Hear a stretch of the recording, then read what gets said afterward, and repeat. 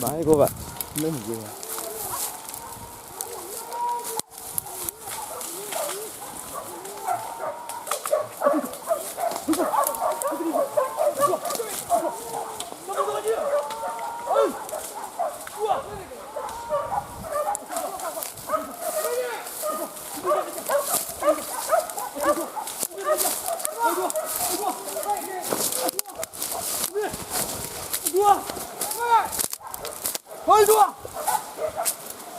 Nampak?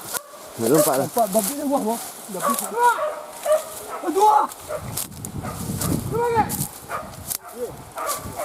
Orang pegang dia, bukan kat alu tembak. Dua ke? Ketek. Ini apa? Dua.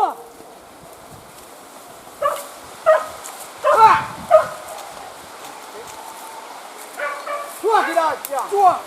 Kopi dah. Dua. Kopi banyak. Dua.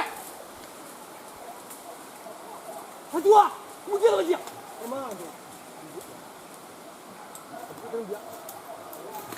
Banyak dua.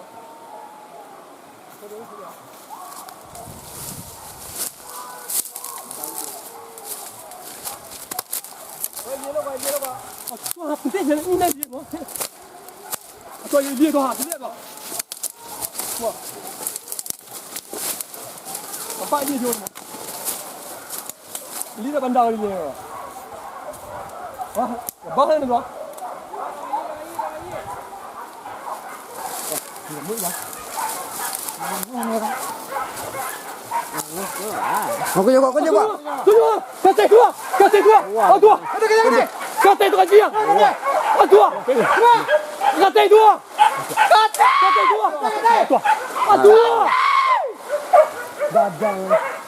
Mana lah ayah? Ah dua.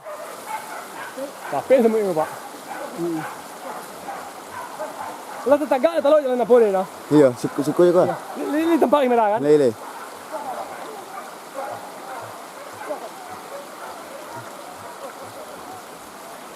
Kau tegak dia kan?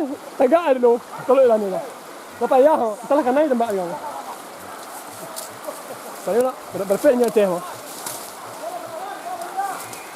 Ah, Kecil dah. apa dia? Di mana Pak? Pergi kita. Iya. Kau pergi tu masuk apa? Kamu tahu lalu mungkin. Tu kau. Tak mungkin Pak. Tapi